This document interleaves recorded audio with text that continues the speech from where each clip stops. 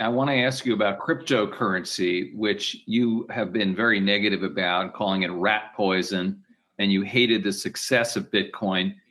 But are you surprised that it's gotten even more mainstream since then? If you stop to think about it, it's an ideal currency if you want to commit extortion or kidnapping or have a protection racket or something. Why should a civilized government want an ideal, untraceable technology to come into the payment system run by a bunch of people who want to get rich quick for doing very little for civilization? Of course I hate it. I don't think it's good that our country is going crazy over Bitcoin and its ilk. I think the communist Chinese were wiser than we were. They just banned it. Any predictions on what's going to happen with crypto in the United States? You let a bad genie out of a bottle, God knows what happens.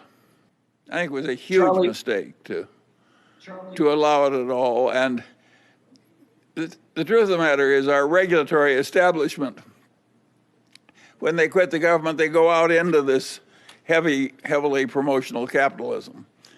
And so it's very hard to get the government to make good, wise decisions about something like Bitcoin. Charlie, last year, Robinhood, the new broker-dealer, issued a statement saying people are tired of the Warren Buffetts and Charlie Mungers of the world acting like they're the only oracles of investing. What's your response to that, and where do you stand on day trading apps like Robinhood? If I were the benign dictator of the world,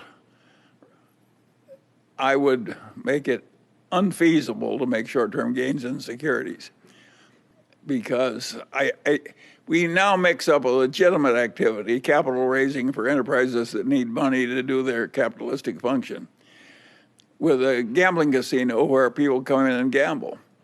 And those two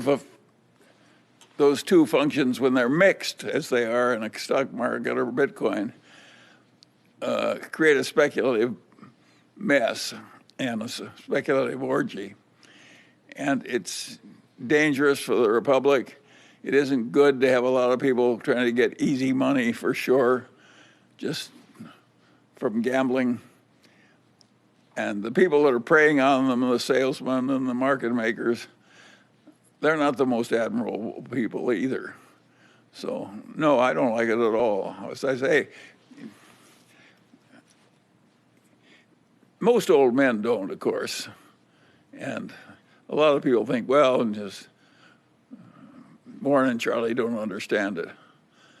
Well, I think we do understand it, and we know it isn't good for our republic, and we can't do much about it, so we spend our time on the matters we can do something about.